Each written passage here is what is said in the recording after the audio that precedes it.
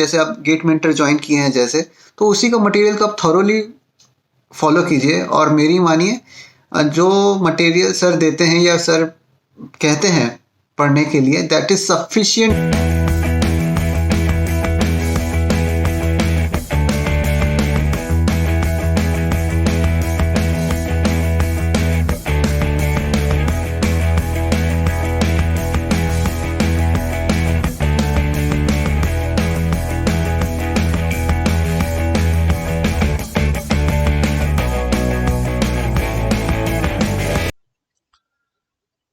चलिए,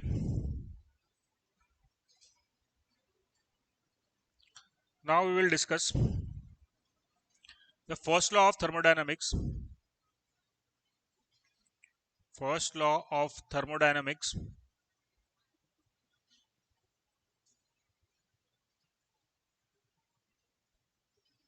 for steady flow. First law of thermodynamics for steady flow.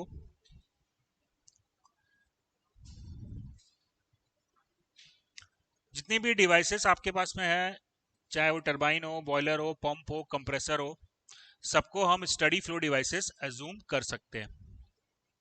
क्या मतलब होता है, सबसे पहले अपन देखें स्टडी फ्लो का। What is the meaning of steady flow?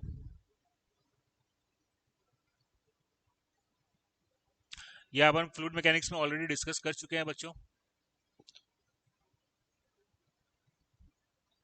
जल्दी बोलो यार। Properties should not change. Properties should not change. Should not change with respect to time. With respect to time. तो फ्लो जो है वो स्टडी होगा, फ्लो जो है वो स्टडी होगा जब प्रॉपर्टीज टाइम के साथ में चेंज ना हो रही हो। क्लियर?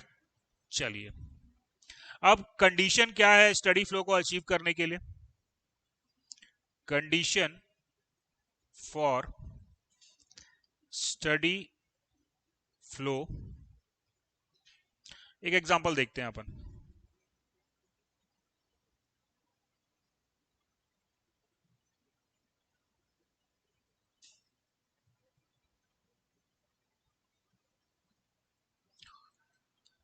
ये एक टंकी से पानी, एक टंकी है, ये टंकी को मैं खाली कर रहा हूं, ये टंकी को मैं खाली कर रहा हूं 0.1 से 2, यहां से Q के रेट से पानी बाहर जा रहा है। स्टडी फ्लो है या नहीं है? स्टडी स्टेट है या नहीं है? स्टडी स्टेट है या नहीं है? जल्दी बोलो यार। नहीं है, क्योंकि मैं टंकी को खाली कर रहा हूं, तो ये Q के रेट से पानी यहां से बाहर जा रहा है, मास यहां से, मास जो है वो यहां से बाहर जा रहा है। अब जब मास बाहर जाएगा तो क्या असर पड़ेगा? ये हेड H जो है वो कम होने लगेगा, हेड H कम होगा तो वेलोसिटी कम होगी। Is it clear? अब मैं चाहता हूं कि ये स्टडी स्टेट में रहे, तो कब संभव है कि ये स्टडी स्टेट में रहेगा? स्टडी स्टेट में ये तब रहेगा जितना पानी यहां से बाहर जा रहा है बच्चों, उतना पानी यहां पे अंदर आना चाहिए। Is it clear? तो स्टडी स्टेट को ऑब्टेन करने की पहली कंडीशन हुई mass balance. Amount of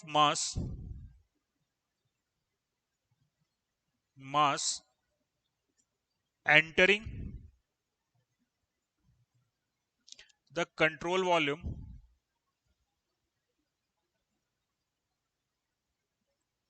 must be equal to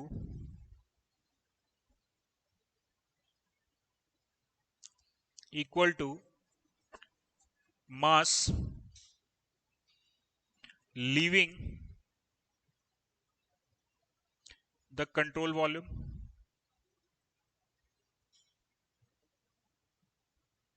यानी कि मास फ्लो रेट जो है वो इनलेट और आउटलेट पे बराबर होना चाहिए। Mass flow rate m1 must be equal to m2, correct है? That is can be written as ρ1 a1 v1 equal to ρ2 a2 v2।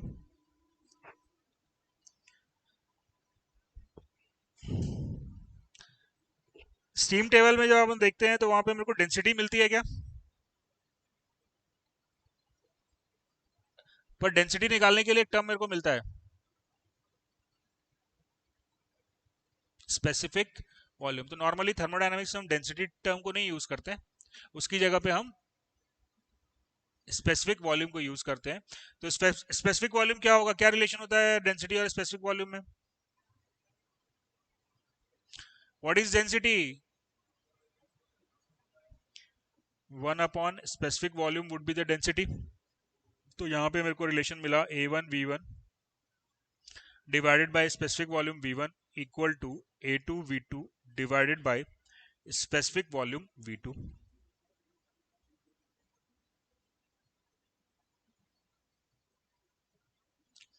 तो अगर स्टडी स्टेट है बच्चों, अगर स्टडी स्टेट है तो ये इक्वेशन जो है वो सेटिस्फाई होनी चाहिए।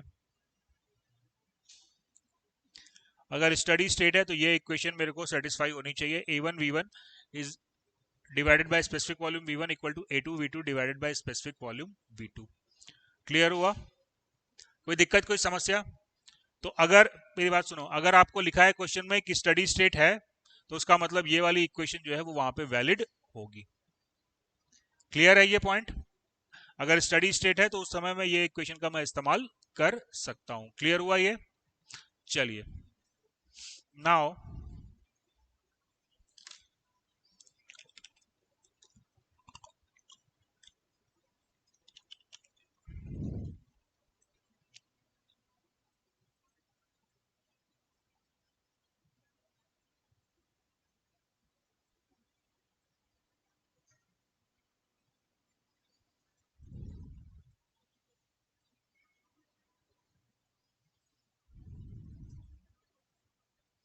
m के रेट से पानी अंदर आ रहा है और m के रेट से पानी बाहर जा रहा है, करेक्ट है? ये काम चल रहा था, इस दौरान मैंने क्या किया, एक तो हीटिंग कॉयल लाके यहाँ पे लगा दिया।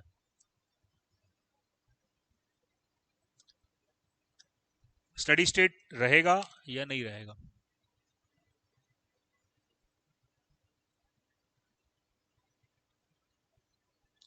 क्यों नहीं रहेगा? वेपराइज होने लग जाएगा, मास कम हो जाएगा। अरे बाबा, वेपराइजेशन नहीं हो रहा है। चलो देखो, हाँ, अगर मैंने यहाँ पे हीटिंग कॉयल लाके लगा दिया, करेक्ट है, और जब मैं स्विच ऑन करूंगा, जब मैं स्विच ऑन करूंगा हीटिंग कॉयल का, तो क्या होगा, ये वाटर जो है वो हीट होना शुरू करेगा।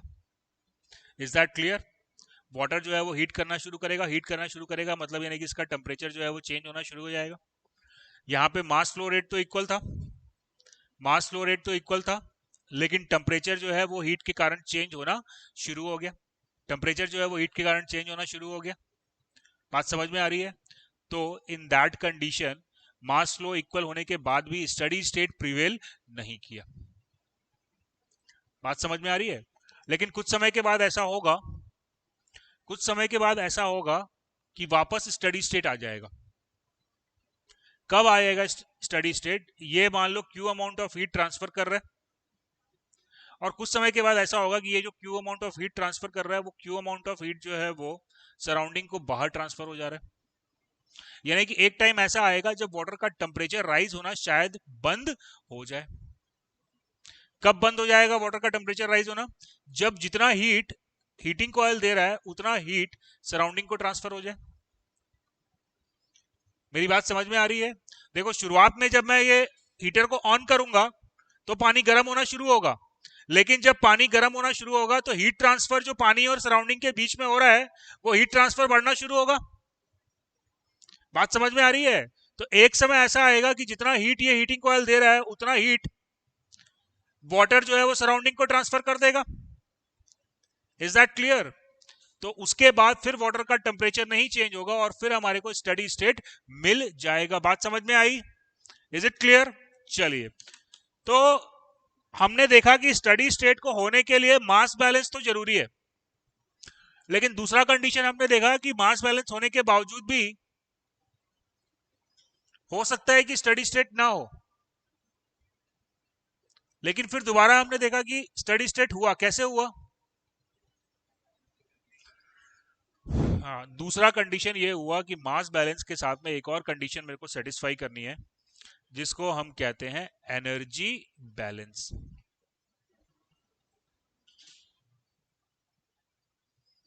Energy balance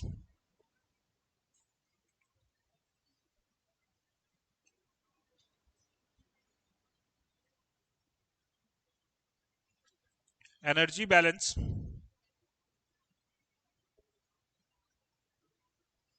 in steady state in a steady state is known as steady flow energy equation। Study flow energy equation, इसको हम कहते हैं S F double E, S F E.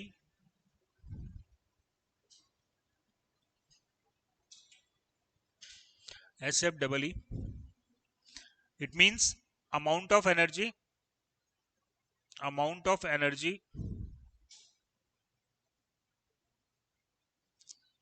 entering the control volume must be equal to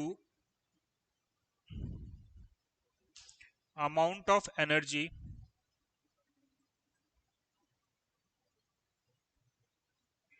leaving the control volume।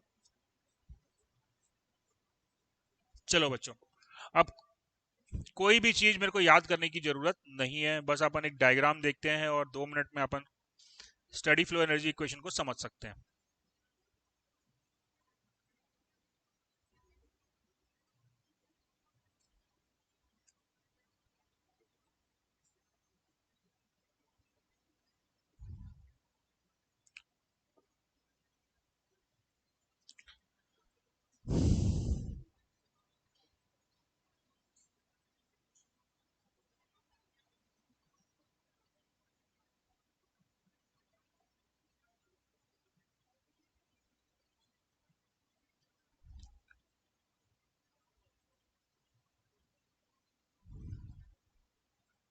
ये green colour में जो दिख रहा है that is the control volume, इसको हम कहते हैं कंट्रोल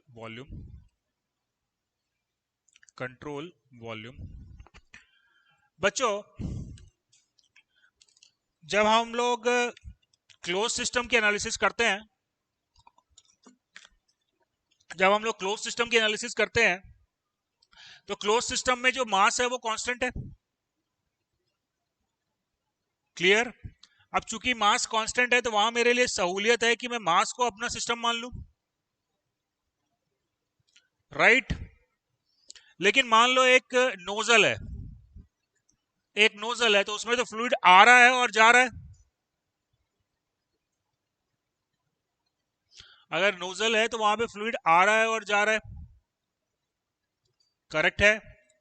तो वहां पे क्या फ्लूइड को अपना सिस्टम मानना पॉसिबल है? वहां पे फ्लूइड तो भाग गया। तो उस कंडीशन में मैं क्या करूंगा कि मैं नोजल की जो बाउंड्री है उसको अपना सिस्टम मान लूंगा। तो जो फ्लो प्रोसेस होता है वहां पे मैं मास को अपना सिस्टम मानने की जगह एक फिक्स्ड वॉल्यूम को अपना सिस्टम मान लेता हूं, और इसी सिस्टम को हम कहते हैं कंट्रोल वॉल्यूम। करेक्ट है? तो मेरा ऑब्जेक्टिव यह है कि मेरे को यह देखना है कि डिब्बे के अंदर क्या आ रहा है और क्या जा रहा है। इस डिब्बे के अंदर जितना मास आएगा इस डिब्बे से बाहर उतना मास जाना चाहिए। इस डिब्बे के अंदर जितनी एनर्जी आई है उतनी एनर्जी इस डिब्बे से बाहर जानी चाहिए।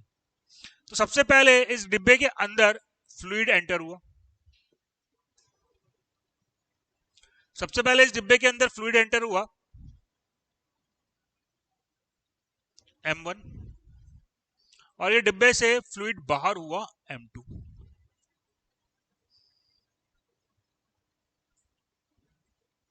क्लियर? अब for steady state what should be the relation between m1 and m2? Steady state है तो मास जितना आया उतना जाना चाहिए, तो m1 और m2 जो है वो बराबर होना चाहिए।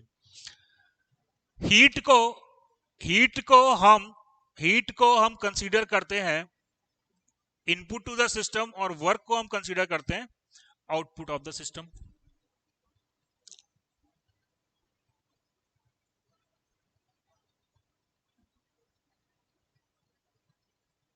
चलिए, अब जितना मैंने पढ़ाया उतना अगर आपने समझा है तो स्टडी फ्लो एनर्जी इक्वेशन अभी आप मेरे को डायग्राम देख के बता दोगे। What is the amount of energy entering the system? Q सही नहीं है, क्यू के साथ में होगा और भी कुछ आ रहा है, Q plus m1।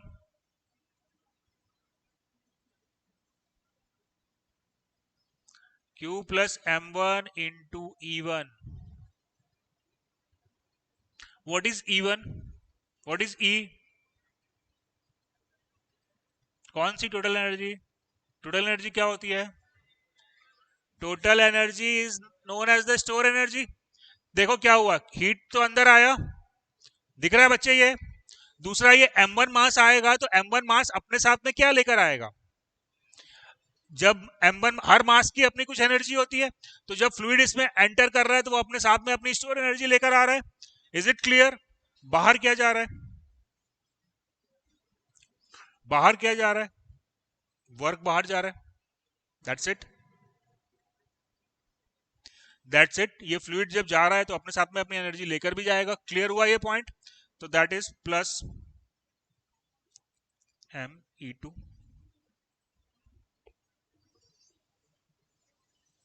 so that is the study flow energy equation। यही जो है इसी को हम कहते हैं study flow energy equation।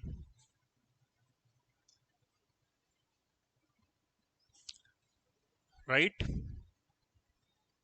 चलिए जी, अब अपन देख लेते हैं कि ये E में क्या क्या चीजें हम इंक्लूड करेंगे। E में हम क्या क्या चीजें इंक्लूड करेंगे? E में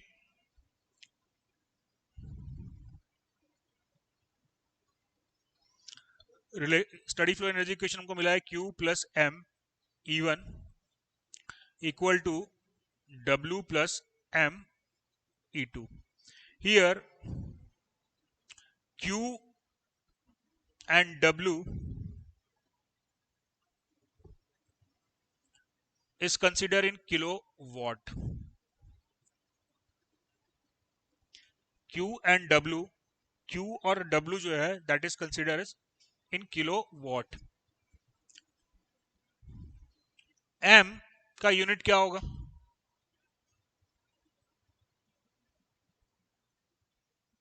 मास फ्लो रेट है ना, फ्लो कर रहा है ना भाई, फ्लूइड फ्लो कर रहा है ना। हाँ, kg पर second. What is the unit of E? What? अरे गलत यार, Q का यूनिट है किलोवाट, M का यूनिट है kg पर सेकेंड, तो E का यूनिट क्या होगा? किलोवाट। बच्चा यार तुम लोग कैसी बात करते हो, Q और Me को मैं ऐड कर रहा हूं तो Q का यूनिट और Me का यूनिट सेम होना चाहिए, तभी जब दो यूनिट सेम होगा तभी मैं उसको ऐड कर सकता हूं। तो Q का यूनिट मेरे को मिल रहा है किलो जूल पर सेकेंड, M का यूनिट है kg पर सेकेंड, तो what should be the unit of E?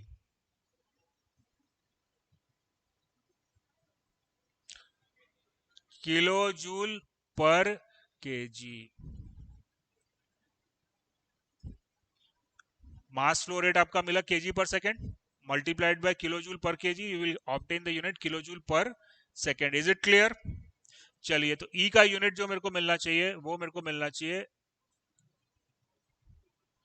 Kilo joule पर kg। राइट? क्या यूनिट चाहिए मेरे को? Kilo joule per KG. अब चलो अपन देखते हैं कि अब E का यूनिट क्या होगा, E की वैल्यू क्या होगी। E is the sum of kinetic energy. Kinetic energy क्या लिखूं मैं यहां पे बताओ?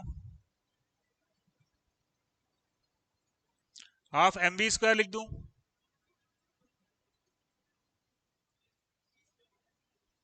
वी स्क्वायर बाई टू, क्योंकि एम वी स्क्वायर लिखता हूं मैं तो मेरे को यूनिट किलो जूल मिलेगा, जबकि मेरे को यूनिट चाहिए किलो जूल पर केजी। तो V square by two, V square by two plus plus potential energy क्या लिखेंगे इसको अपन? G Z, G Z, is it clear? Plus internal energy.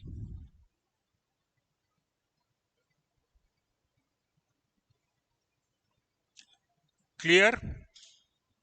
Plus internal energy. आ जाओ अब इधर। कभी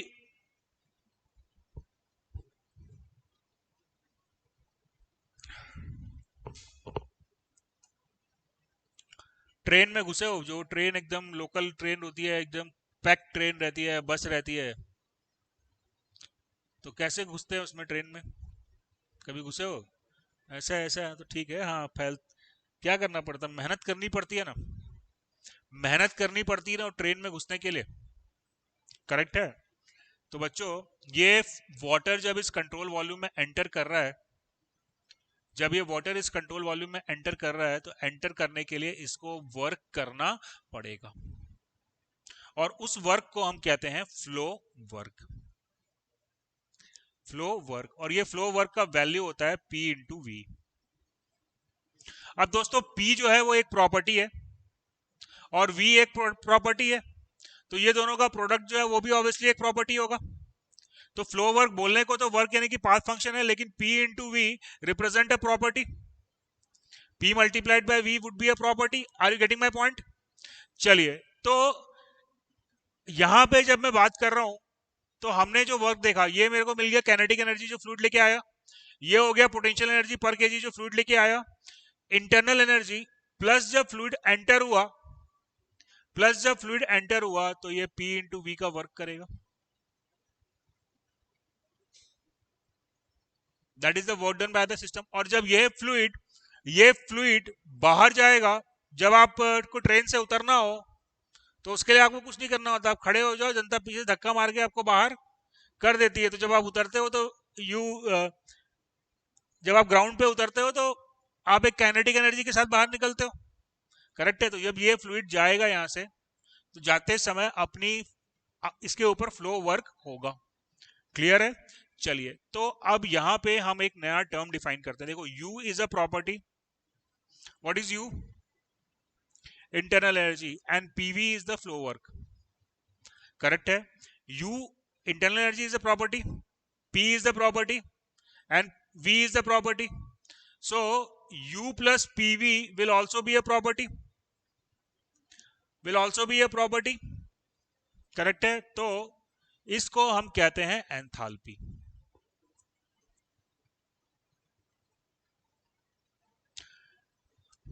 तो एक डिफरेंस अभी आप समझ लो, अगर क्लोज सिस्टम है तो वहां पे कोई फ्लो नहीं हो रहा।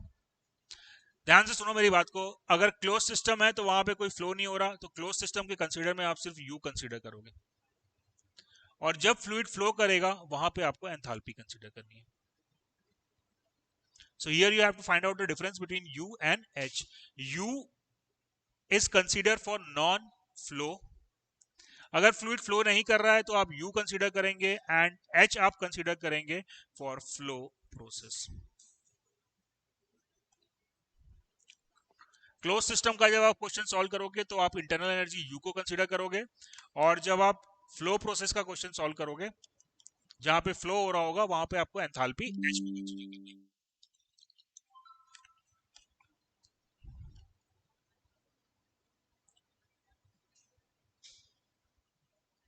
क्लियर? चलिए, तो अब मेरे को जो E का इक्वेशन मिल गया, E is equals to H plus V1 square by 2 plus G Z1, sorry V square by 2 plus G Z, right. E का यूनिट अपन क्या लिए थे? E का यूनिट अपन लिए थे kilo joule per KG. V हम कंसीडर करेंगे मीटर पर सेकेंड में, Z को हम कंसीडर करेंगे मीटर में।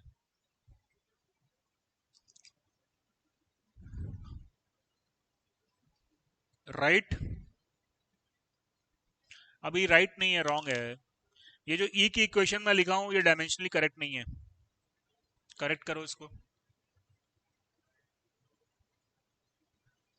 डायमेंशन E का है, यूनिट है kilo joule per KG, V का है मीटर पर सेकेंड और Z का यूनिट है मीटर। अभी जो मैंने यूनिट लिखी है ये डायमेंशनली करेक्ट नहीं है। देखो ये यूनिट क्या आ रहा है, किलो जूल पर केजी, और mv स्क्वायर बाई 2 मेरे को किलो जूल मिलता, sorry half of mv square में अगर m को मैं केजी में रखता हूं और v को मीटर पर सेकेंड में, तो क्या यूनिट मेरे को मिलेगी? केजी मीटर स्क्वायर नहीं मेरे भाई, ये मेरे को मिलेगा, that would be joule. Energy का यूनिट क्या होता है? जूल होता है, करेक्ट है। और यहाँ पे अभी मैंने क्या कर दिया, मास से डिवाइड कर दिया, तो जो यूनिट मेरे को मिल रही है वो क्या मिल रही है? जूल पर केजी मिल रही है। जबकि ये वाली यूनिट मैंने क्या रखी है? Kilo joule. तो मैं क्या करूंगा, इसको 1000 से divided by 1000। Is it clear? Clear है बच्चों? ये कोई दिक्कत, कोई समस्या, कोई परेशानी? Yes no? चलिए, तो फिर अभी आपने को स्टडी फ्लो एनर्जी इक्वेशन क्या मिल गया? Q plus M E1 equal to W plus M E2. So that is Q. What is the unit of Q? Kilojoule per second. M, then H1 plus V1 square by 2000 plus GZ1 equals to W plus M H2 plus V2 square by 2000 plus GZ2 upon 1000। Clear है बच्चों? कोई दिक्कत, कोई समस्या, कोई परेशानी? कोई दिक्कत, कोई समस्या, कोई परेशानी? क्लियर है ये? Do we need to memorise this relation? ये स्टडी फ्लो एनर्जी इक्वेशन याद करना है मेरे को, हाँ ना? कैसे निकालूंगा steady flow energy equation? Amount of energy entering equal to amount of energy leaving. Amount of energy entering, entering में क्या कंसीडर करेंगे?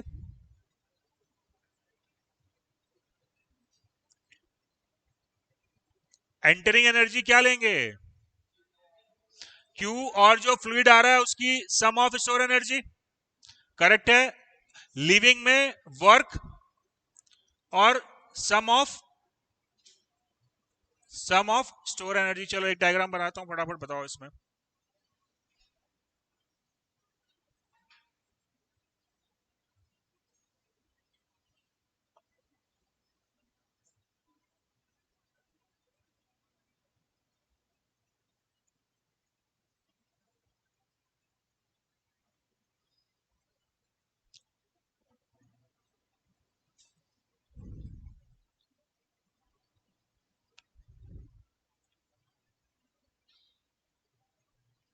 This green color is the control volume। चलिए, मास बैलेंस क्या होगा यहां पे? M2 plus M1, mass balance मिल गया मेरे को, M1 equal to M2 plus M3 होना चाहिए। Q अमाउंट ऑफ हीट यहां पे जा रहा है, Q अमाउंट ऑफ हीट यहां पे एंटर हो रहा है, चलिए एनर्जी बैलेंस क्या बनेगा, Q plus M E1, very good. और E का वैल्यू क्या होता है मेरे को मालूम है, E equal to H plus V one square by 2000 plus G Z one upon 1000। Is it clear? तो Q plus M E1 is equals to 0। Work done तो यहाँ पे है, दिख नहीं रहा है मेरे को, वर्क डन नहीं है, तो क्या होगा आगे, 0 हो जाएगा। क्या कर रहे हो भाई, यहाँ पे M1 आया है, क्या होगा M2 E2, हाँ वर्क वाला 0 हो जाएगा, आगे M3 E3। हो गया steady flow energy equation. Is that clear? Yes no? Simple है ना? बस इतना याद रखो कि एनर्जी आएगी हीट के फॉर्म में, और जो फ्लूइड आया है उसकी स्टोर एनर्जी जाएगी वर्क के फॉर्म में, और जो फ्लूइड गया है उसकी store energy. Is it clear? This point is clear everybody. The second point यार कीप इन माइंड कि अगर क्लोज सिस्टम है तो इंटरनल एनर्जी आप यूज करेंगे, और अगर फ्लो प्रोसेस है तो वहां पे अपने को फ्लो वर्क एच को यूज करना पड़ेगा। This point is clear everybody. चलो ठीक है, फिर 10 मिनट का ब्रेक लेते हैं, 7:15 पे स्टार्ट करते हैं।